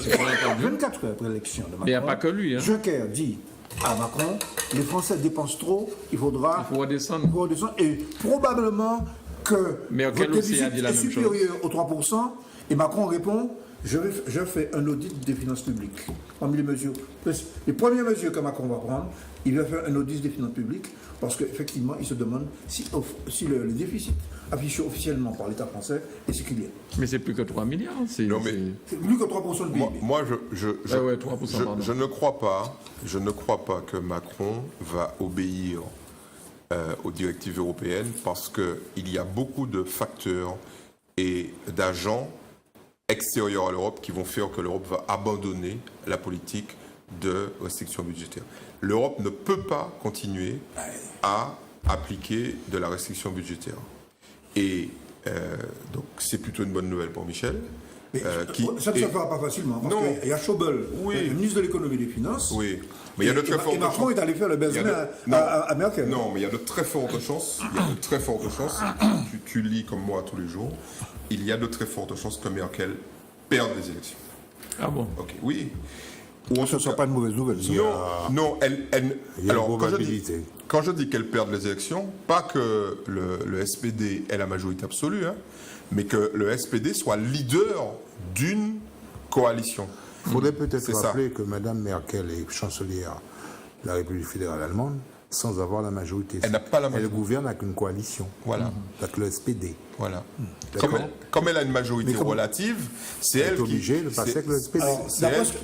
C'est peut-être ce que Macron a été voir avec elle, hein, comment elle arrive à gouverner ça. Peut-être ça va arriver. Peut-être. Alors, d'après ce qu'on dit, puisque je vois que Eddy suit les choses, on donnait jusqu'à présent le SPD avec le vent en poupe, avec Schulz, l'ancien président du Parlement européen. Or, il semblerait que l'étoile de ce socialiste très rose pâle est en train de pâlir. Encore. Oui, Bien.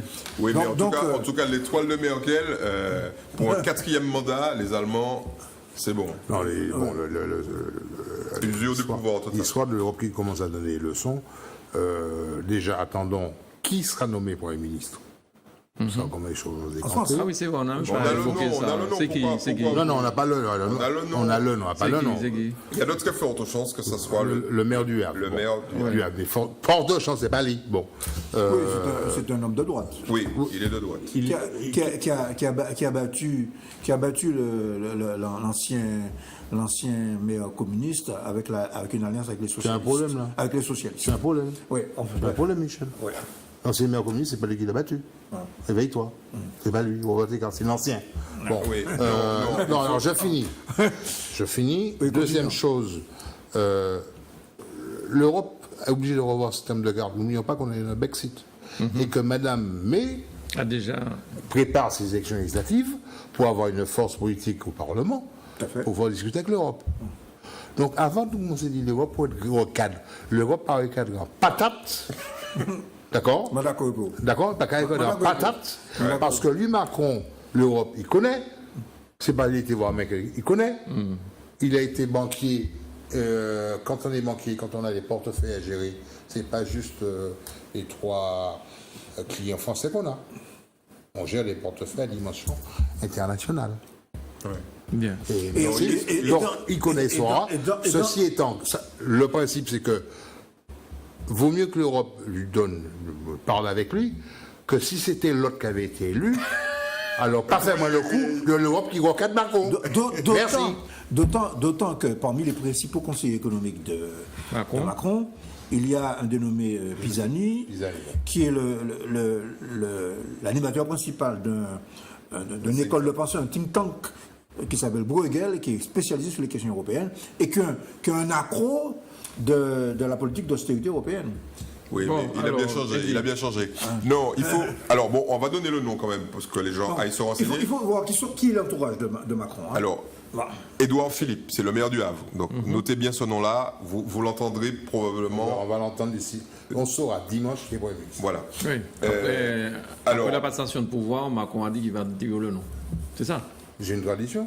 Il va l'annoncer. Ouais, Il va l'annoncer. Tradition. Il va l'annoncer. Et la stratégie est la suivante, c'est de prendre quelqu'un qui est costaud aux Républicains, de le mettre Premier ministre.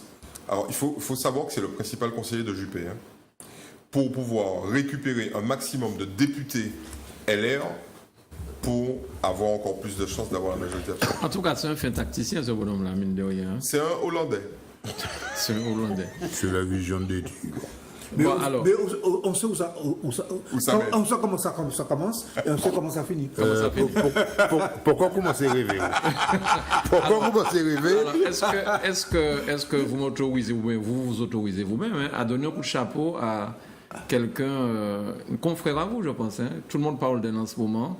C'est la dame qui est responsable de com de Macron. Est-ce que ça vous parle? Est-ce que vous avez Ah oui, une antillaise. Une c'est une africaine. Une Sénégalaise. Elle est Si chargée bête. de com. Elle est chargée Oui, de com, enfin, c'est oui, pas une c'est du consoeur. confrère, oui, c'est pas... c'est pas une oui, consoeur, mais c'est on une parle- chargée de com. Elle est chargée de com. chargé de com. Mais il semblerait que ce soit un outil efficace. Quand Macron est Donc ça vaut le venu coup. ici, quand Macron est venu ici, elle avait accompagné, on a bien vu que c'était pas n'importe qui. Non, mais ça vaut le coup de... Elle est chargée. Alors, très précisément, elle n'est pas responsable de la communication. Chargé de la presse. Elle est chargée des relations Ah, de presse. la presse. Mais bon, Ce qui elle va a un pas- bagage. Elle a un bagage costaud parce que c'est quand même quelqu'un qui a été dans les ministères. Quand Macron est arrivé, il l'a trouvé là. Elle bossait pour Montebourg. Tout à fait. Et ensuite, elle a été au cabinet de Macron. Donc, c'est quelqu'un de niveau supérieur. On ne constitue pas une équipe présidentielle avec des bras cassés. C'est sûr, c'est sûr. Non, ils sont tous autour, ils sont tous costauds, simplement. Ce qui est intéressant, c'est qu'il va falloir qu'en face, les gens de la société civile puissent être à la hauteur de ce genre d'équipe. Et c'est ça qui est compliqué. Quand Obama est arrivé, il avait ces gens-là face à lui. Et son premier mandat, il a déstructuré les républicains en faisant adopter notamment la Obamacare, parce qu'en face, ils n'avaient personne de ce niveau-là. Or, Macron, ce qu'il est en train de faire, il l'a bien pensé, il l'a bien construit. Il va falloir, et pour nous c'est une bonne nouvelle, de dire que les partis traditionnels, parce qu'ils ne vont pas disparaître comme ça, les partis traditionnels, puissent se dire, bon les mecs, arrêtons la médiocrité, allons faire monter des jeunes, allons faire monter des gens. Nous, à 60, 70 ans, stop, quoi, on a fini ça, allons faire monter des gens. Les 60-70 ans sont là pour aider les jeunes à progresser, mais la société française a changé, c'est comme la société martiniquaise. Et ce message-là, à mon avis, est le plus important. Donc, pour lutter contre les dérives de Macron, parce qu'il va dériver, c'est clair, avec ces chiffres-là. Si en plus ce type, il a la majorité absolue, je peux te dire qu'il va pas hésiter. Donc, pour lutter contre les dérives, il faut faire monter des gens à la hauteur, parce qu'ils sont tous brillants. Il y a ce qui guette, c'est un petit peu le feuille de la victoire, 81. Ouais. Les socialistes avaient une majorité absolue. Il n'a besoin de personne. Non, il avait tout le pouvoir. Et il y a eu beaucoup de dérapages. Il a fallu un petit peu regarder les choses. Et l'un des dérapages les plus célèbres, c'était un député socialiste, fraîchement élu, qui, lors d'un débat face à l'argument de la droite, avait répondu « Vous avez juridiquement tort parce que vous êtes politiquement minoritaire. » Je crois m'en rappeler qui c'était. D'accord. Donc, il peut y avoir ce genre de dérapage. Ouais. C'est peut-être ça qui a évité, si on ne veut pas Parce commencer il est foncièrement arrogant. Oui, vous avez vu le reportage sur... C'est pourquoi d'ailleurs je ne jette pas de coup de chapeau à une équipe technocratique qui a le mépris du peuple. Non, ne dis pas ça. Il n'a jamais rencontré le peuple. Donc, quand on regarde le parcours de Macron, c'est un pur produit de l'oligarchie. Oui, mais on jette pas le bébé avec l'eau du bain. Il faut lui laisser. Je te dis, je ne donne pas de coup de chapeau.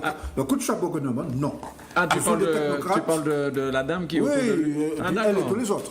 D'accord. Non, mais il faut quand même rappeler, parce qu'il n'osera pas le faire. Mais Pas parce que c'est un Michel est quand même très très déçu de Mélenchon. Il est il n'ose pas le dire, mais il est très déçu de Mélenchon. Il a une aigreur équivalente à la maigreur. Mais Mélenchon est une aigreur d'avoir loupé la qualification à 600 000 voix, et Michel a l'aigreur que celui-là ait raté la qualification à 600 000 voix. Voilà. Et qu'il ait surtout fait un vrai droit d'honneur aux communistes. En plus. Et ça, Michel ne peut pas le supporter. Non, mais bon, Alors, laissons à Macron les 100 jours. Les camarades communistes français ont ce qu'il faut pour se battre. Laissons à Macron les 100 jours. Ils ont l'histoire, ils ont la profondeur, ils ont les militants, ils ont le courage et ils ont l'idéal. Alors, dans les 100 premiers jours, on pourra se faire quand même une opinion de ce que Macron prépare. Non, pas dans les 100 premiers jours, juste la semaine prochaine. Déjà? Mais oui. Aussi vite? Mais oui. Il n'y a pas d'état de grâce. Il n'a qu'à lancer son histoire de réforme du Code du travail, il va voir tout de Mais suite. non, mais là déjà oublié. Non, mais Michel, alors comment ça fait Code de travail? Déjà, il y a un Premier ministre nommé 2 en gouvernement pour faire, 3 élections, c'est pour gagner. Il a abandonné ça. Bon, alors, c'est ça les rendez-vous. Il reçoit Et le gouvernement qui sera constitué, le gouvernement pour gagner les élections législatives. Donc la composition, la couleur politique de ce gouvernement, le nombre de ministres et comment les postes seront répartis va définir la vision et la capacité à engendrer une majorité ou pas. Très bien. En tout cas, ce que nous devons nous poser quand même la question, parce que c'est que à quelle sauce Macron va manger l'outre-mer et la Martinique, et ça c'est le véritable enjeu de l'élection à la députation, à l'élection législative en Martinique, c'est de poser bien les problèmes de l'outre-mer, comme les Guyanais ont su le poser leurs problèmes. Alors, rapidement, Eddy, s'il te plaît. C'est pas pour le défendre, parce que bon, je ne suis pas macroniste. Non, mais Michel oblige à jouer les avocats. Oui, non, mais Michel le sait parfaitement. Macron est le premier à dire « Je ferai en sorte que dans le 73, nous prenions des éléments. » C'est exactement ce que tu voulais. Nous prenions des éléments du 74 et nous les mettions dans le 73, de manière à éviter que les gens aient peur. Ça, c'est des promesses. Non, mais... C'est des promesses. C'est peut-être... Non, mais c'est... Attends, au-delà de la promesse, c'est le premier à le dire. Non. Mais oui, il y en a d'autres qui ont dit. Hollande ne l'a jamais dit, Chirac ne l'a jamais dit, Sarkozy ne l'a jamais dit. Sarkozy a dit, écoutez les mecs, c'est pas très compliqué, c'est soit 73, soit 74. Et puis pas vu ni plaire, bon moi. Lui, il a dit la chose suivante, comme les gens ont peur, du statut, prenons ce qu'il y a dans le 74 qui donne de la liberté du pouvoir local et mettons-le dans le 73. Écoutez, ceci sera ce qui est faisable. Ceci sera sur 2 pages. Michel, ce programme. tu permets? Et Michel. ce sont des promesses. D'accord. Alors, Ce ne sont que des promesses. Alors, Michel, bon, quand il dit, il est une espèce de pilier. Après, Il a perdu son candidat. c'est bon. Première chose qui est prévue autrement, c'est les États généraux. On connaît, mais là, les États généraux, ça permettra à chacun de mettre sur la table ce qu'il a à mettre, il a à dire, de définir un programme. Voilà. Donc, la promesse, eh bien, ça va dépendre. Dis-nous. Capable, C'est nous. Tout un État généraux pour ça. Voilà. En parle toi. alors là, on a fini, messieurs, parce que Oui. on a dépassé l'heure. Je voulais vous On peut parler faire de... toute la nuit, hein, si tu veux. Je voulais parler de, Non, mais de cet embouteillage monstre qu'il y a eu, je crois, mardi soir. La Martinique était bloquée. Je voulais savoir. Les gens de Basse-Ouest, non. Les gens de Gros-Rivière, non. Oui, Les gens du Marais, non. Oui, Alors, qu'est-ce qui j'ai s'est jamais produit vu ça. mardi C'est pas la soir? Mais Martinique. j'en sais rien. C'est pas la Il ne Martinique. pleuvait pas. C'est pas la Martinique. Messieurs, luttons contre ça. C'est pas parce que le centre de l'île est bloqué que la Martinique est bloquée. Vous savez que ni des mouns qui passent jamais tant de parler d'Ibaïta. Eh ben, tu as Eh ben entendu oui. parler de ça, il dit Mais quand même. le problème, c'est qu'il faut que nous disions la chose suivante. Le centre, ce n'est pas la Martinique. OK? Ouais, Donc, si vous parlez de ça, tout est un problème. oui, mais Mais en tout cas, de mémoire, me semble-t-il, un embouteillage comme ça, un jour, il ne pleuvait pas, vers 18h, 17h, je crois. Tout à fait. C'était quelque chose il y a un d'incroyable. Là, camarade les à gens moi qui parlaient dit, de ça. il y a un camarade à moi qui dit, moi, un jour, il dit, vous savez ça m'a fait? M'a mis un mouton. Bon, carrefour, dis donc, à Dante en plein temps, là, m'a peine ni en rose, et puis m'a attaché là au poteau. Ou quoi, qui qualité modèle embouteillage m'a mis pour le monde qui a hérité qui a gardé sa mouton, ça a fait. Tu sais, c'est très facile de faire un embouteillage, hein? Oui, tout à fait. Il suffit de les feux du TTSP, par exemple. Par exemple, oui. Très bien, merci beaucoup, messieurs. Excellent week-end à vous. Merci à vous de nous avoir suivis. J'espère que vous avez bien noté tout ce que... Enfin bon, il y a Pas tout. pas tout. Pas le début. Il y a eu beaucoup d'éclaircissements en tout cas ce soir. Grâce à vous, messieurs, je vous remercie une fois de plus au nom des téléspectateurs de Zouk TV. Tu as oublié de présenter Bon le week-end. progressiste. Ah, je l'ai Non, il a présenté. j'ai montré, Non, me semble-t-il. non. Tu as lu Bon, le alors, titre de justice, alors mais tu là- n'as pas lu. Ah non. Attention, il est devant la télé. Mais là, il est à l'antenne en Voilà, plus. voilà. Yannick l'avait dit, mais à l'antenne. Le pire est évité, Emmanuel Macron. Le pire A été évité. A été évité. A été évité. C'est pas Emmanuel Macron, c'est Le Pen quand même, qui a été évité. Oui, le pire Regarde, est le pire évité. est évité. Emmanuel Macron élu avec ça. Ouais, d'accord. Ouais, voilà, très bien. Ah, mais bon, on salue aussi Daniel, qui a un empêchement, et bien sûr qu'il va revenir. Parce que je crois qu'il avait un rendez-vous très important, puisque son balisier reçoit le candidat Serge Chimi ce soir, je crois. Très bien, bon week-end à tous. Faut toujours commencer les bails à la fin. Pas vérifier.